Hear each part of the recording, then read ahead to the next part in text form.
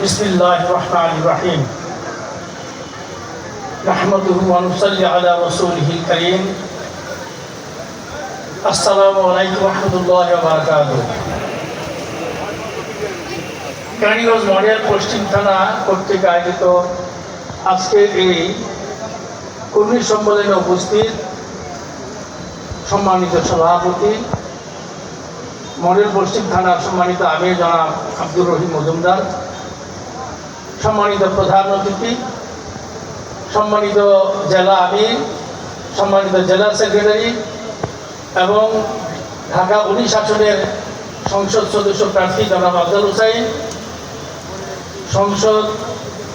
সম্মানিত ঢাকা 3 আসনের সংসদ সদস্য প্রার্থী এবং বাংলাদেশ জামায়াতে ইসলামী সেক্রেটারি নায়েব আমির ঢাকা জেলার জনাব শাহিনুল ইসলাম, সাংবাদিক বন্ধুগণ, উপস্থিত আমার এলাকার কিছু অমুসলিম বন্ধুগণ, উপস্থিত শহীদ ফ্যামিলি, সর্বস্তরের জনসাধারণ, আসসালামু আলাইকুম ওয়া রাহমাতুল্লাহি ওয়া বারাকাতুহু।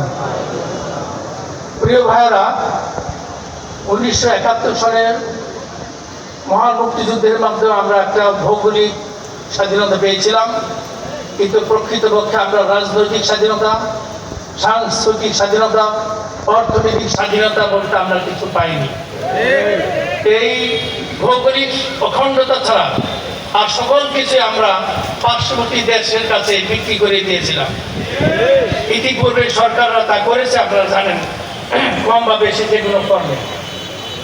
প্রিয় ভাইয়েরা, আপনারা বাংলাদেশ জন্মলাভের পর থেকে এই পর্যন্ত 54 বছরে আওয়ামী লীগ এখানে প্রায় 23.5 বছর শাসন করেছে, বিএনপি 15 বছর কিছু প্লাস। বাংলাদেশ জামায়াতে ইসলামী কখনোই ক্ষমতায় আসে নাই। এই দুই দল ক্ষমতায় এসে এবং জাতীয় পার্টি এসেছিল, আপনারা তাদের কর্মকাণ্ড দেখেছেন। এই দুই দল ক্ষমতায় এসে কি করেছে আপনারা তার সাক্ষী। এখন পর্যন্ত বর্তমানে ক্ষমতায় যাওয়ার আগেই তারা বিভিন্ন জায়গায় যে রকম চাঁদাবাদী সন্ত্রাসী শুরু করেছে, ক্ষমতায় গেলে তারা কি করবে তার নমুনা এখনই পাওয়া যাচ্ছে। তাহলে আমরা কি বুঝে শুনে আবারও কি করতে পা দিব? আপনারা আপনাদের বিবেক খাটাবেন। আপনাদের বিবেক খাটানোর জন্য আপনাদেরকে উদাত্ত আহ্বান জানাচ্ছি। প্রিয় ভাইয়েরা, বাংলাদেশ জামায়াতে ইসলামী একটা বিকল্প সংগঠন। যেহেতু আপনারা আগে বিএনপি দেখেছেন, আওয়ামী লীগ দেখেছেন, জাতীয় পার্টি দেখেছেন, তাদের কর্মকাণ্ড দেখেছেন, মূল্যায়ন আপনারা করবেন। কিন্তু বাংলাদেশ জামায়াতে ইসলামী কখনো ক্ষমতায় আসে নাই, তাদের মূল্যায়ন করার সুযোগ আপনারা একটিবারের মধ্যে দেন। একটিবারের জন্য আপনারা মূল্যায়নের সুযোগ দেন। বাংলাদেশ জামায়াতে ইসলামী সৎ এবং যোগ্য লোক তৈরি করার কারখানা। এখানে অসৎ লোক নেই। অসৎ লোক জামায়াতে ইসলামী করতে পারে না। বিশেষ করে যাদেরকে সংসদ সদস্য হিসেবে কিংবা চেয়ারম্যান হিসেবে কিংবা মেম্বার হিসেবে, উপজেলা চেয়ারম্যান হিসেবে তাদেরকে মনোনয়ন দেওয়া হয়, তাদেরকে যাচাই বাছাই করে তারা সৎ এবং যোগ্য কিনা দেখি করা হয়। যদি কোনো কারণে কোনো প্রার্থী সংগঠন বিরোধী কিংবা ইসলাম বিরোধী, নৈতিকতা বিরোধী কোনো কাজ করে, সঙ্গে সঙ্গে তার ক্যান্ডিডেসি ক্যান্সেল হয়ে যাবে। আর এই সংগঠনের ক্যান্ডিডেসি পাওয়ার জন্য কোনো প্রকার টাকা পয়সা খরচ করতে হয় না। কিন্তু অন্যান্য দলের ক্যান্ডিডেসি পাওয়ার জন্য পয়সা খরচ করতে হয় কোটি কোটি টাকা। তারা ক্ষমতায় গিয়ে এই কোটি কোটি টাকাকে উঠাবে না, উঠাইতে হলে দুর্নীতি করতে হবে না। তাহলে আপনারা বুঝেন, যাদের সিস্টেমই ভালো সেখানে তারা জনগণের সার্ভিস কিভাবে দিবে? যে এই দলে গণতন্ত্র নাই, পকেট থেকে কমিটি বানায়, তারা দেশে কি গণতন্ত্র দিবে? যে এই দলে নিজেদের চাঁদাবাদ থেকে কন্ট্রোল করতে পারে না, এখন ক্ষমতা দেওয়ার আগেই পারে না, ক্ষমতায় গেলে তারা যখন সমস্ত ক্ষমতার অধিকারী হবে তখন তাদের কি তারা কন্ট্রোল করতে পারবে? আমাদের বিশ্বাস হয়। কিন্তু আমরা যদি আবার ভুল করি তাহলে আমরা কিন্তু এই সমস্যা আমরা আবার করবো। এই দেশের ভাগ্যের পরিবর্তন হবে না। প্রিয় ভাইরা, আমি আপনাদেরকে একটি কথা বলতে চাই, আমি এই এলাকার জনগণের সেবক হইতে চাই। আমি এই এলাকার প্রশাসক হইতে চাই না।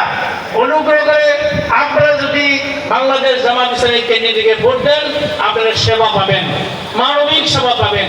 আমি আপনাদেরকে কয়েকটি কথা প্রতিশ্রুতি দিতে চাই। যদি আপনাদের ভোটে আমি নির্বাচিত হই, আলহামদুলিল্লাহ, আমি নিজে একজন প্রকৌশলী ছাত্র, সুতরাং অবকাঠামোগত উন্নয়ন আমার প্রথম লক্ষ্য।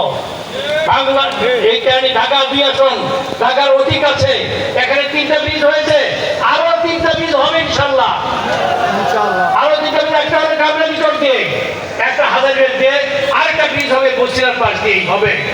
আর ঢাকার সাথে কানেক্টিং যতগুলো রোড আছে, হেমায়তপুর রোড, বলিয়ারপুর কলাতিয়া, হেমায়তপুর কলাতিয়া, এবং এইদিকে আরো যত কানেক্টিং রোড আছে, এই রোডগুলিকে প্রশস্ত করা হবে।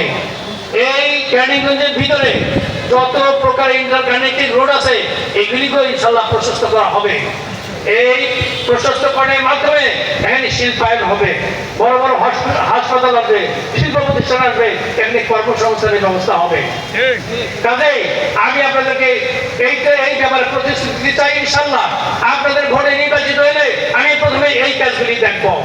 আর এই দেশের ভাগ্য উন্নয়নের জন্য এই কাজের চেয়ে বড় কোনো কাজ নাই। রাস্তা প্রশস্ত হইলে বাড়িঘরের মূল্য বাড়বে, আপনাদের কর্মসংস্থান হবে। আমি স্থানীয়ভাবে এখানে কয়েকজনের সাথে আলাপ করেছি, এখানে একটা গার্লস স্কুল করার কথা বলতেছিল। ইনশাআল্লাহ নির্বাচিত হইলে এখানে গার্লস স্কুল উদ্যোগের ব্যাপারে আমি আপনাদের সহযোগিতা নিয়ে এখানে এটা করার জন্য চেষ্টা করবো ইনশাআল্লাহ। বাংলাদেশ জামাত ইসলামী একটি মানবিক সংগঠন। বাংলাদেশ জামাত ইসলামী ক্ষমতায় আসলে বিশেষ করে তালাকপ্রাপ্ত, বিধবা, বয়স্ক যারা আছে, যারা অসহায়, যারা সমাজে নিগৃহীত, নিষ্পেষিত, তাদেরকে প্রথম টার্গেট করা হবে উন্নতির দিকে নিয়ে যাওয়ার জন্য।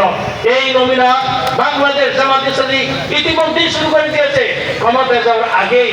আপনারা জানেন, ইতিমধ্যেই বাংলাদেশ জামাত ইসলামী শহীদ পরিবারের অনেক শহীদ পরিবারের আপনার দায়িত্ব গ্রহণ করেছে, আজীবন দায়িত্ব গ্রহণ করেছে। এমনি ভাবে যত প্রকার দুর্যোগ মোকাবিলা করার জন্য, বন্যা, খরা কিংবা অন্য কোনো প্রাকৃতিক দুর্যোগের সময় বাংলাদেশ জামাত ইসলামীর আগে কোনো দল আগে আসতে পারে না। ইভেন কি বাংলাদেশ সরকারের যেই পরিমাণ সহযোগিতা করেছে, আমি চ্যালেঞ্জ দিয়ে বলতে পারি বাংলাদেশ জামাত ইসলামী তার চেয়ে বেশি এই সাধারণ মানুষের সাহায্যের জন্য আগে আসছে। এটা প্রমাণিত, ক্ষমতায় না গিয়েই তারা এটা করেছে। আপনারা দেখেছেন ক্ষমতার বাইরে থেকে বাংলাদেশ জামাত ইসলামী কিংবা ভিতরে থেকে কোন অবস্থায় একটা কর্মীর বিরুদ্ধে কোন প্রকার দুর্নীতি, কোন প্রকার যৌন হয়রানি, কোন প্রকার টিটকারি, কোন প্রকার দেশবিরোধী কাজের কোন প্রমাণ দিতে পারবেন না।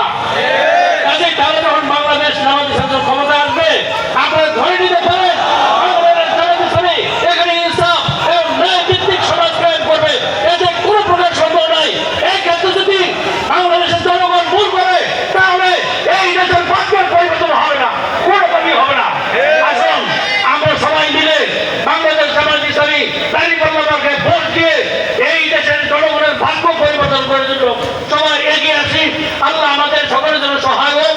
আমি সকলকে আমার অন্তরে ধন্যবাদ দিয়ে আমি নিজেকে সেবক হিসেবে আপনাদের সামনে উপস্থিত হতে পেরে গর্ববোধ করছি এবং ভবিষ্যতে আপনারা আমার সকল কাজে সহযোগিতা করবেন, এই আশা, এই প্রত্যাশা রেখেই আমি আমার পথে শেষ করছি।